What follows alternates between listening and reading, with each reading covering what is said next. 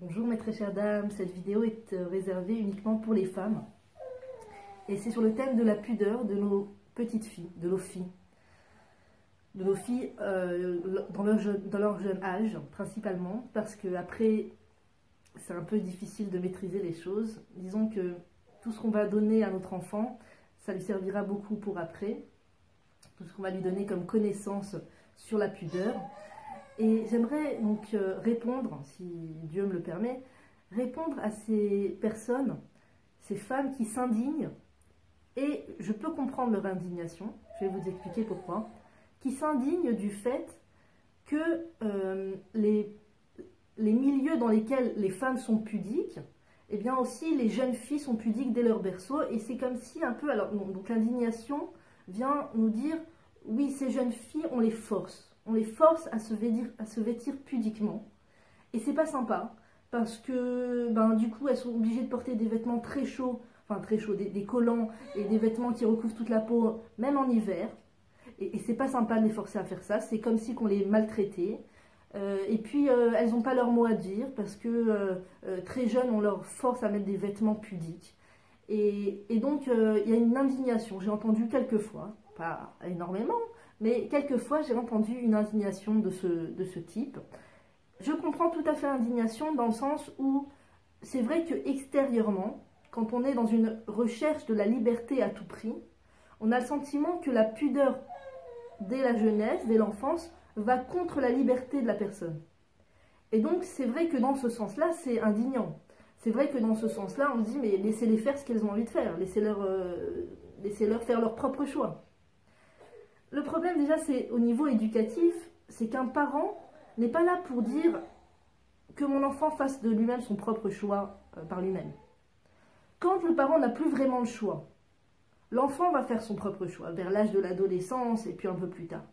Mais avant, dans l'âge qui s'appelle l'âge de l'éducation, Gil Achinour, qui est du plus petit âge jusqu'à, je sais pas moi, 13, 14 ans, jusqu'à la bar mitzvah, peut-être même après encore, on a encore notre mot à dire, bien sûr. Eh bien, le rôle du parent, c'est justement de dire à l'enfant ce qui est bien et ce qui ne l'est pas. Et dans une certaine communauté laxiste, extrêmement laxiste sur l'éducation des enfants, on prône le laisser-aller au nom du choix. D'accord? Ne lui impose pas trop de choses, qu'il ait le choix, surtout qu'il choisisse de par lui-même. Qu'il choisisse de par lui-même. Il veut être religieux ou pas religieux, c'est son choix. C'est son choix. Tu dois ni lui imposer la religion. Ça, déjà, c'est une erreur de parcours concernant l'éducation, concernant le rôle du parent. Oui, le rôle du parent est là pour dire à l'enfant ce qui est bon et ce qui est mauvais. Oui, l'enfant ne sait pas de lui-même ce qui est bon et ce qui est mauvais. Et oui, si le parent ne joue pas ce rôle, l'enfant l'apprendra ailleurs et malheureusement d'une source des fois extrêmement néfaste pour lui, qui est la rue, qui est Internet. Donc si le parent n'est pas là pour lui dire, tu sais, bien sûr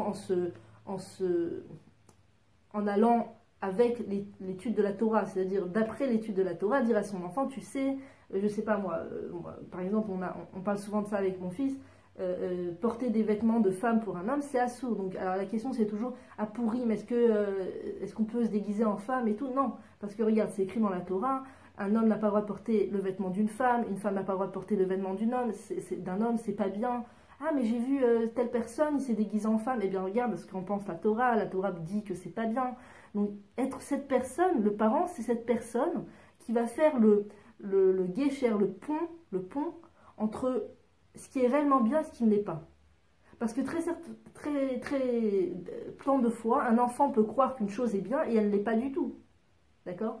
Est-ce qu'un parent pourrait dire je vais laisser mon enfant choisir s'il veut prendre de la drogue ou pas? C'est un manque de responsabilité énorme. Donc plus on va faire le pont entre ce qui est bien et ce qui est mal, plus chez l'enfant l'idée de ce qui est bien et ce qui est mal va se préciser. Et plus quand viendra le moment de faire son choix, là il aura vraiment les outils pour faire son choix. Alors qu'avant ça, il n'a pas réellement les outils. Et quand le parent dit il fera son choix par lui-même, s'il veut faire le Shabbat, il fera le Shabbat. Je ne parle pas d'un certain âge. Quand l'enfant est déjà dans la crise d'adolescence et tout ça, c'est difficile. Mais je parle dans le jeune âge. Déjà au moins jusqu'à avant la bar mitzvah, c'est sûr. Et puis après, on a encore notre mot à dire. Encore, moi, je ne suis pas encore après, donc je ne sais pas du tout ce qui se passe après. Mais moi, tout ce que j'étudie au niveau de l'éducation des jeunes enfants, on nous explique que oui, on doit leur dire ce qui est bon et ce qui n'est pas bon. Bien sûr, on doit le dire avec le plus de diplomatie possible, avec le plus avec une voix douce, sans imposer les choses, sans s'énerver jamais avec l'enfant. Jamais un parent qui enseigne quelque chose à son enfant ne doit s'énerver avec son enfant. Car on nous dit que si tu ne sais pas garder ta patience quand tu expliques un sujet à ton enfant, qui a un rapport avec la Torah, en général un parent qui va d'après les lois de la Torah, en général quand il donne son avis à l'enfant si c'est bien ou c'est pas bien, il le ferait d'après la Torah. Donc si tu n'as pas suffisamment de patience pour l'expliquer à ton enfant, tu es patour, tu es exempté d'enseigner à ton enfant la Torah. Tellement, alors il ne faut pas se réjouir et courir vers la conclusion que « Ah, je suis exempté, c'est bon, je ne suis pas patient ». Non, non, tu dois travailler sur ta patience pour pouvoir remplir ton rôle de parent qui est justement d'enseigner à ton enfant ce qui est bien ou pas bien, mais avec une patience qui dépasse toutes les bornes. Parce que la Torah nous le demande et parce qu'il n'y a que de cette manière que notre enfant saura accepter les choses et apprécier les choses et les réaliser. Si on impose les choses avec colère, ça ne durera pas très longtemps et en général, dès que l'enfant aura un minimum de choix personnel, il enlèvera tout ce qui lui impose, tout ce qui lui donne le sentiment d'être enfermé et contraint.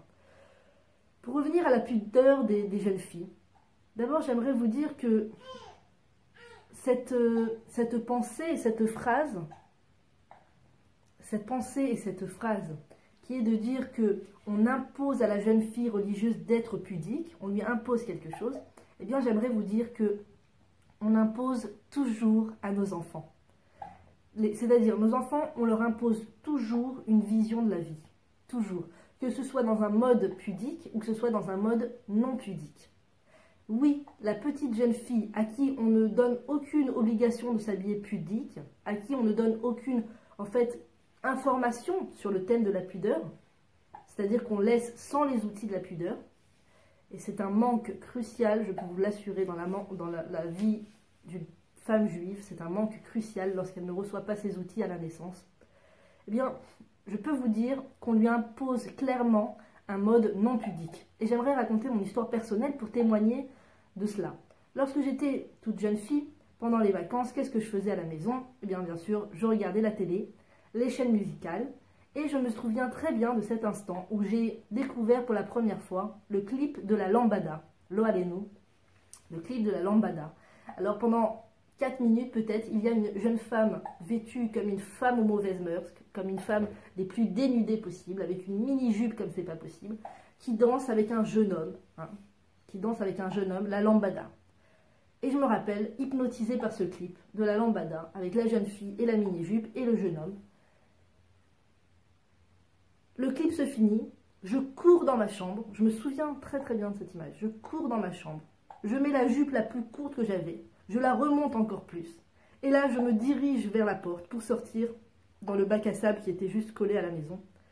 Et ma maman me voit sortir dans cet état et me dit « Mais Livia, où tu vas ?»« Maman, je vais au bac à sable. »« Mais habillée comme ça va pas ou quoi? Tu sors pas avec ces vêtements. Qu'est-ce que c'est que cette jupe ?» Je dis « Maman, mais c'est comme ça, c'est rien, c'est normal, tout le monde s'habille comme ça. »« Non, non, non, tu tires cette jupe, descends-moi cette jupe. » Et donc j'ai descendu la jupe, encore, j'ai descendu la jupe. Je suis sortie, elle dit « Attention, hein, je te regarde par la fenêtre. » Je suis descendue, je suis sortie au bac à sable. Et c'était pas qu'on était spécialement pudique à l'époque. C'était juste que ma mère ne pouvait pas imaginer qu'une petite jeune fille sorte dehors comme ça, entre les mains de je sais pas qui, habillée comme ça. C'était pas spécialement d'un point de vue pudique, parce qu'à l'époque, on n'avait pas vraiment de notion de la pudeur. Et donc, je sors comme ça, et je me souviens, je regardais à la fenêtre, si ma mère me regardait, et dès que ma maman n'était pas là, je remontais la jupe. Donc ça, si c'est pas de l'imposement, si ça, la télé s'est imposée à moi, si ça n'est pas quelqu'un qui m'a dit, tu sais, c'est important de mettre une jupe longue, c'est important de te vêtir, de cacher les parties de ton corps, la télé m'a dit, habille-toi impudiquement. Un enfant, une jeune fille, n'a pas réellement de choix sur ce qu'elle va faire. Jusqu'à un certain âge, elle ne choisit pas réellement. C'est ses parents qui choisissent pour elle. Et si ses parents ne choisissent pas pour elle, c'est la société qui choisit pour elle. Il ne faut pas être aveugle et croire qu'une petite fille est capable de choisir pour elle-même sa façon de se vêtir. Non, c'est ou la société qui va le choisir pour elle, ou ses parents qui vont le choisir pour elle. Et autant que ses parents soient bien informés et bienveillants envers leur enfant. Et quand je dis bien informés, la seule information valable à ce jour pour nous, le peuple juif, c'est bien la Torah. La Torah qui nous dit de nous vêtir pudiquement. Et ça n'a rien à voir avec, j'ai pu entendre plusieurs fois, oui, c'est comme les femmes, arabes à qui on impose les vêtements pudiques. Je ne connais pas, je ne sais pas du tout ce qui se fait chez les arabes, mais je peux vous confirmer que chez les juifs, on ne nous impose jamais rien. Moi, personnellement, la pudeur avec laquelle vous me voyez vêtue aujourd'hui, et j'espère que ça répond vraiment aux lois de la pudeur, c'est mon vœu le plus cher possible quand je me vêtis chaque jour, eh bien, sachez que personne ne m'a rien imposé et que de moi-même, j'ai pris conscience à quel point notre société avait une lacune énorme qui s'appelle la pudeur et que chaque femme dans le monde entier, qu'elle soit juive ou pas, je vous assure, bien que je crois que les femmes juives n'ont pas l'obligation de se vêtir pudiquement, en tout cas les femmes juives, oui. Eh bien, croyez-moi que la société a un grand manque, c'est la pudeur. Parce que je vous assure que la pudeur apporte beaucoup plus de liberté à la femme qu'elle n'ose l'imaginer. Beaucoup plus de liberté.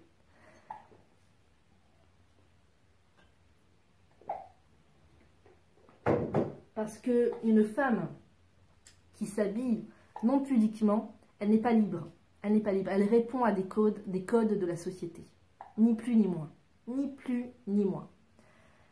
Et donc, ces codes de la société la desservent énormément. D'abord, il y a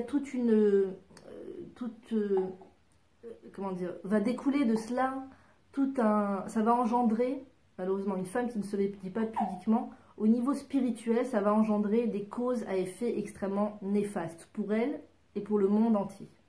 D'accord? Un juif a une mitzvah de faire du Kiddush Hashem, s'il s'appelle. Il y a une mitzvah comme ça qui s'appelle Kiddush Hashem. C'est quoi Kiddush Hashem? C'est sanctifier le nom divin. Comment on sanctifie le nom divin? En faisant ce qui s'appelle un don de soi. Un don de soi, un effacement de soi et un don de soi tel qu'on pourra dire ça c'est le Dieu des Juifs. Regardez comme le Dieu des Juifs est bon. Regardez comme leurs lois sont bonnes. Regardez comme leurs lois sont logiques et bonnes pour eux. Et si elles sont bonnes pour eux, elles sont bonnes pour le monde entier, très certainement. Eh bien, ça s'appelle Kiddush Hashem. Et nous, en tant que juifs, on a cette mitzvah de faire ce qui s'appelle un Kiddush Hashem. Donc, quand une femme juive, malheureusement, ne répond pas au terme de la pudeur, il y a tout un engendrement, malheureusement, spirituel néfaste pour elle, pour sa famille et pour le monde entier. Pour le monde entier qui ne reçoit pas cette lumière du Kiddush Hashem de la personne juive. Et c'est un grand manque dans le monde, croyez-moi. Et à part cela, au niveau réellement bien-être de la personne, parce qu'aujourd'hui le bien-être c'est le mot maître de chaque chose, de chaque entreprise dans le monde aujourd'hui, ne peut avoir lieu s'il n'y a pas un bien-être à la clé. Donc le bien-être, je peux vous le dire, il est 1 milliard de fois plus grand que lorsqu'on ne s'habille pas pudiquement. Parce que d'abord, on garde la propriété de son corps, d'accord? On n'est pas forcé de montrer les parties de son corps à tout le monde. Notre corps nous appartient. Et de façon incroyable, de façon extraordinaire, mais en même temps c'est logique. Mais tant qu'on ne l'a pas vécu, on ne peut pas imaginer que c'est le cas. Le renforcement de la cellule familiale qui découle de la prise de pudeur par la femme juive, c'est-à-dire quand la femme juive prend sur elle les lois de la pudeur, il y a un renforcement de la cellule familiale et de son couple qui est fantastique et qui ne peut avoir lieu d'aucune autre manière que ce soit si ce n'est la pudeur de la femme. C'est géantissime, extraordinaire, j'en parle avec le cœur parce que Bémet, je témoigne que la pudeur, c'est-à-dire que moi à l'époque sans la pudeur, j'avais vraiment une volonté que mon couple fonctionne, j'avais vraiment la volonté. J'étais vraiment frustrée de voir que que ça ne fonctionnait pas. J'étais frustrée de voir qu'il y avait tellement de différents entre moi et mon mari, et on ne s'entendait pas spécialement, et on n'avait pas du tout les mêmes volontés, surtout pas au même moment. Il y avait vraiment un écart énorme qu'il y avait entre nous, et c'était très difficile, c'était une souffrance. Sincèrement, c'était une souffrance. Et donc, j'avais la volonté de faire évoluer ça. Je ne pouvais pas supporter de rester dans une situation où je souffrais tellement au niveau de mon couple. Et donc, je prenais les choses en main. J'essayais, j'entendais par là un conseil. Tu vas améliorer ton couple, fais ça, prends des vacances, toi et ton mari. J'essayais de prendre les conseils comme ça et de les mettre en pratique. Mais la vérité, ça ne marchait pas. Ça ne fonctionnait pas.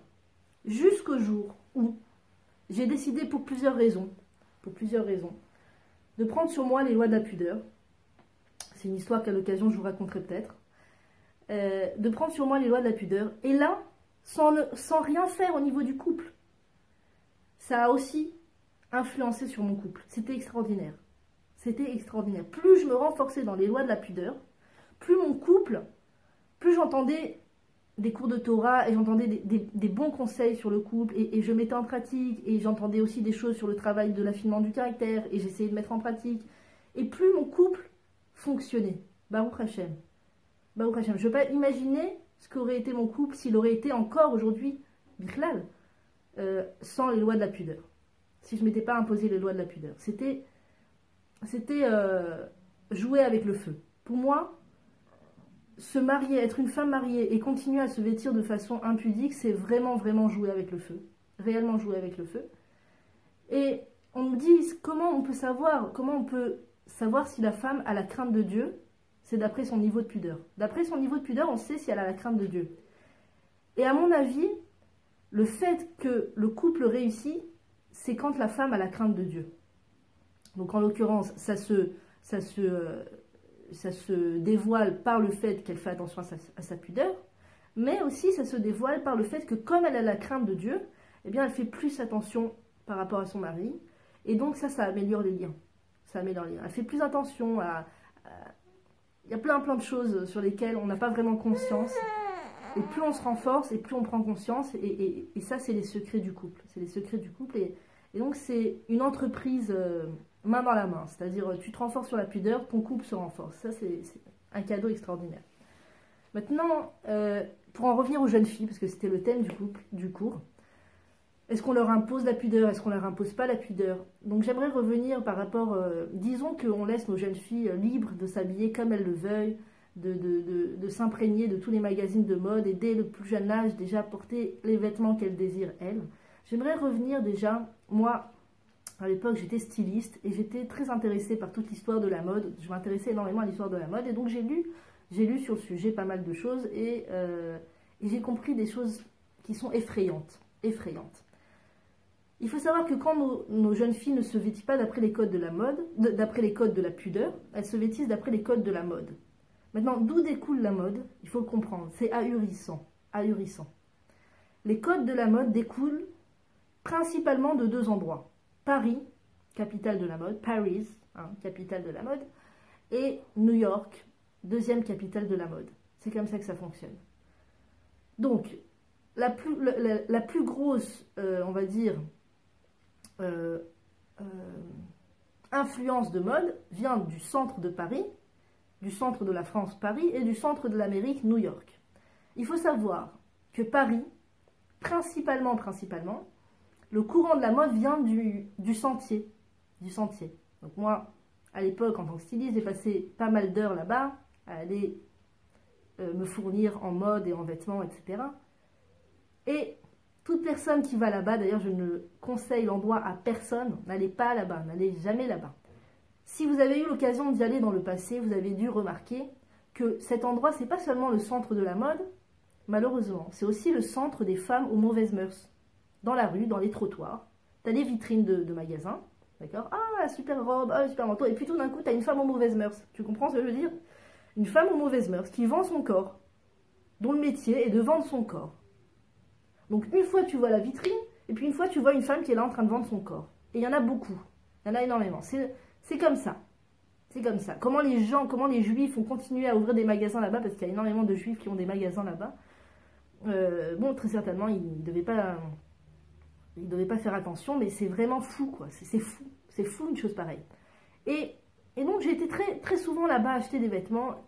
Et de plus en plus, avec le temps, je me rendais compte, parce qu'on sait très bien que les artistes qui créent des vêtements sont influencés par tout ce qu'elles voient. D'accord? Et je peux vous assurer que plus j'allais là-bas, et plus je me rendais compte que les vitrines, ce que je voyais dans la vitrine, c'est ce que je pouvais voir ensuite sur la femme aux mauvaises mœurs. C'est-à-dire que les créateurs de là-bas, du centre de la mode de Paris, sont tellement influencés par ces femmes, vivent, côtoient de façon très proche ces femmes. Les vêtements qu'ils créent sont inspirés de ces femmes aux mauvaises mœurs. Donc la mode qu'on porte découle de ces femmes, découle de cette influence que les femmes ont malheureusement sur les créateurs de mode qui vivent en très forte proximité avec ces femmes. Paris, Amérique, New York, capitale de la mode. Un des plus grands films, comment ils appellent ça, culte des Américains, le film culte qui a influencé des milliers et des milliards d'Américains, des milliers d'Américains, un milliard je ne sais pas, je ne connais pas les chiffres, qui ont inspiré énormément la mode américaine. Et aujourd'hui, toute la mode américaine découle de ce film culte. Sachez-le. Pretty Woman, femme aux mauvaises mœurs, une femme qui vend son corps. Alors, ils ont réussi à en faire un film. C'est terrible. Quand on y pense, moi, prononcer de telles paroles, je me choque moi-même. Mais pour l'éclaircissement, d'accord, au nom de l'éclaircissement, je le fais. J'en parle. Pretty Woman, c'est quoi comme film? Film que je ne souhaite à personne de voir. Ils ont fait une histoire romantique, romanesque, d'une femme aux mauvaises mœurs, qui rencontre un homme businessman, super riche, et ils vont avoir une folle histoire idyllique, et elle va commencer à devenir très très riche, mais bien sûr, elle reste une femme aux mauvaises mœurs, et donc elle s'habille de la sorte. Et elle va dans les magasins les plus chers. Et au début, ils ne savent pas qu'elle est riche, donc ils la rejettent. Mais après, ils apprennent les magasins très, très classe et tout ça, qu'elle a beaucoup d'argent. Donc ils la laissent rentrer dans les magasins. Et finalement, c'est elle qui mène le bateau. C'est elle qui dit la mode aux femmes. Et donc, beaucoup de la mode de l'Amérique découle de ce film culte. Une femme dont le rôle principal... L'élément principal est une femme aux mauvaises mœurs.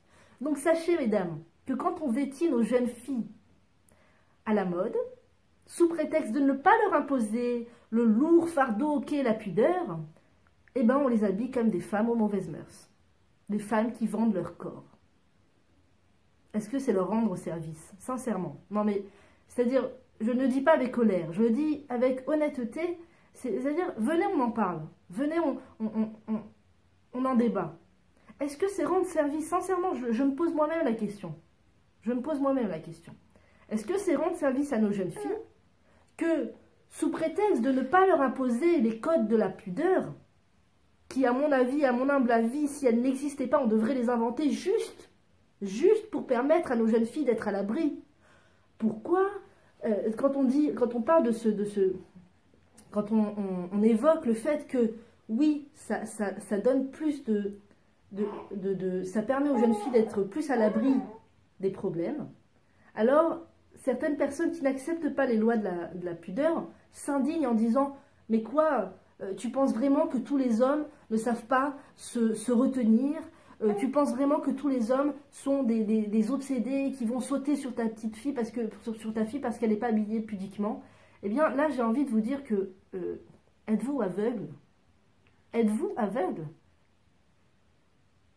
Un homme qui dit ne pas avoir de pulsion lorsqu'il voit une femme ou même une jeune fille habillée non pudiquement, c'est un homme qui se ment et qui ment aux gens et qui se ment à lui-même s'il se fait croire à lui-même que ça ne réveille pas chez lui quelque chose. Et un homme juif qui te dit c'est important pour moi de regarder uniquement des femmes pudiques, je ne veux pas regarder des femmes qui sont impudiques, c'est pas parce que lui a un problème. C'est pas parce que lui ne sait pas se retenir, c'est parce que lui n'est pas malade, c'est parce que lui est honnête. et qu'il s'avoue et qu'il avoue aux autres, oui, j'ai un éveil intérieur lorsque je vois une femme habillée non pudiquement. Et c'est la nature de l'homme. C'est la nature de l'homme. Aujourd'hui, la nature de l'homme est tellement controversée, est tellement absurde. Les gens inventent des choses complètement folles. Comment ils appellent ça, le mariage gay, toutes ces choses terribles. La nature de l'homme est tellement controversée par la société qui veut effacer toute norme, qui veut effacer toutes les normes de la vie juive, du couple juif, de la famille, qui veut effacer tout ce qui est normal et sensé, nous dit, mais quoi? Un homme qui a des pulsions pour une femme vêtue, mais c'est eux qui ont des problèmes. C'est ceux qui ressentent quelque chose lorsqu'ils voient une femme habillée non pudiquement qui ont un problème. La plupart des hommes n'ont pas de pulsion, savent se retenir. Une femme peut s'habiller non pudiquement, une jeune fille peut s'habiller non pudiquement dans la rue sans qu'elle attire le regard des autres hommes. Non, non. Si les hommes sont en bonne santé, normalement et logiquement, ils ressentent quelque chose, ils ont un éveil intérieur. Et ces hommes juifs sont tellement droits qu'ils disent « Moi, je veux garder mon éveil intérieur pour ma femme si ça ne vous dérange pas. Je suis mariée, d'accord? L'éveil physique intérieur, je veux le garder pour mon couple, pour ma femme. Je veux me servir de ce cadeau divin qui est l'éveil intérieur, physique, vous aurez compris, pour construire mon couple et ma famille. Je ne veux pas, pour construire mon couple, je ne veux pas jeter en vain cet éveil intérieur. Et il y a des hommes, d'accord, qui n'ont tellement pas conscience de leur éveil intérieur, qui du matin au soir, oui, c'est le cas, ont un éveil intérieur, une fois sur le poster énorme de l'autobus, une fois sur une photo qu'on lui a envoyée sur son smartphone, une fois quand sa femme lui a dit « Tu viens, on va à la plage, t'as pris la pastèque ?» Il arrive à la plage et là, sans cesse, il a un éveil physique. Sauf que c'est tellement habituel pour lui qu'il ne ressent même plus ces choses-là. Il fait même plus la différence quand il n'est pas en éveil physique dans son corps et quand il ne l'est pas. Il ne fait plus la différence. Hein, tel un aveugle dans l'obscurité. Il ne sait même pas ce qu'il ressent. Il ressent pas. Allez, à la bonne heure. Mais l'homme juif, d'accord, qui prend à cœur les lois de la Torah, qui prend à cœur les lois du schéma Israël qui nous dit « Velo taturu, acharei levafrem, vacharei einechem, asher atem zonim acharehem » Vous ne laisserez pas vagabonder votre cœur et vos yeux, la base du judaïsme, le schéma Israël. Et vos yeux, vous ne les laisserez pas vagabonder, parce que sinon c'est de la prostitution. Vous prostituez votre cœur et vos yeux quand vous les laissez vagabonder de droite à gauche. C'est pas parce que les hommes juifs religieux ont un problème et qu'ils ne savent pas se maîtriser. C'est justement parce qu'ils sont tellement honnêtes, qu'ils te disent « là ça me réveille, là ça me réveille ». Là, ça ne me réveille pas. Et je veux garder cet éveil pour ma femme. Je veux garder les étoiles dans les yeux quand je suis avec ma femme. Contrairement à cet homme qui a vu tellement de choses dans la journée que sa femme, il sait même plus vraiment qu'est-ce que... C'est un animal, c'est un cheval, une girafe, je sais plus. Non, le cœur de ma femme, la vérité, ça ne me fait plus rien. Il me faut autre chose, moi, il me faut autre chose. Tu vois, ces hommes qui sont... Les pauvres, ils ont tellement vu de choses. Ils ont tellement été titillés dans leur cœur, dans leur éveil physique, ils ne ressentent plus rien. Donc qui est à blâmer? Je vous le demande sincèrement, qui est à blâmer? Ça n'a rien à voir avec le fait qu'un homme religieux ne sait pas se gérer. Au contraire, un homme religieux qui a pris sur lui à cœur les lois de la Torah, qui lui demande de faire attention à ce qu'il regarde, est un homme en bonne santé. Et donc une femme qui dit « je veux répondre aux lois de la pudeur », d'accord? Je veux que mes enfants répondent aux lois de la pudeur, que mes jeunes filles répondent aux lois de la pudeur, parce que je préfère les lois de la pudeur que les lois de ces femmes aux mauvaises mœurs qui ont imposé la mode dans le monde. Et les gens se vêtissent comme des femmes aux mauvaises mœurs sans le savoir, d'accord? Je préfère choisir le mode pudeur pour mes filles, d'accord? Si ça ne vous dérange pas. Eh bien, comment est-ce que cela peut être regardé d'un œil négatif? C'est-à-dire c'est le plus grand service qu'on rend à nos jeunes filles. et le plus grand service qu'on rend aux autres hommes de s'habiller pudiquement. Mais ce n'est pas la seule raison. La femme juive ne se vêtit pas pudiquement juste parce que pour pas que les hommes ressentent un éveil physique intérieur. Pas seulement ça. D'abord, il y a des raisons extrêmement profondes spirituellement et je suis loin de savoir les expliquer. Je suis loin de pouvoir les expliquer. Il y a dans la Kabbalah ou plein d'autres écrits saints des raisons extrêmement profondes. Je ne suis pas maître en la chose. Moi, je suis maître en le fait de témoigner avant pudeur, après pudeur et vous dire que c'est deux mondes. Que c'est deux mondes. Et qu'une maman rend un très grand service à sa jeune fille, à sa fille, de lui imposer, moi je vois pas ça comme le fait d'imposer, je vois ça comme le fait de remplir son rôle de parent, tout simplement. Remplit son rôle de parent en imposant à sa jeune fille des lois de pudeur, en lui enseignant dès le plus jeune âge à s'habiller pudiquement, sans contrainte, sans cri, sans énervement, sans que l'enfant ressente que c'est quelque chose de désagréable. Il faut que ça soit agréable pour l'enfant. Il faut que ça soit agréable. Chanor nahar al pidarko, Kedé chez Yaskin, comme on dit, la phrase c'est éduque ton enfant d'après son chemin à lui, pour que quand il vieillisse, il ne rejette pas ce que tu lui as enseigné. Ça veut dire que si on veut que l'enfant ne rejette pas les lois de la pudeur après, il faut lui enseigner avec amour, avec gentillesse, avec patience, sans énervement, sans colère, etc. Sans lui faire honte, sans... mais oui, le mot pudeur doit être dans le vocabulaire de la maman envers ses jeunes filles dès le plus jeune âge. Dès le plus jeune âge, je pense. Et oui, oui, on leur rend un très grand service. Oui, c'est pas un service du tout que de laisser nos jeunes filles vagabonder dehors avec des vêtements pas pudiques du tout, empreints d'une mode aux mauvaises mœurs, et malheureusement de réveiller des choses chez les hommes avant l'heure. C'est comment on peut envisager une telle chose? Il y a encore beaucoup à dire sur le sujet. Partagez un maximum parce que vraiment, je pense que ça peut aider notre peuple à remplir sa fonction de sainteté. Kedoshim Tiyu dans le Olam. Be'atzlacha. À très bientôt.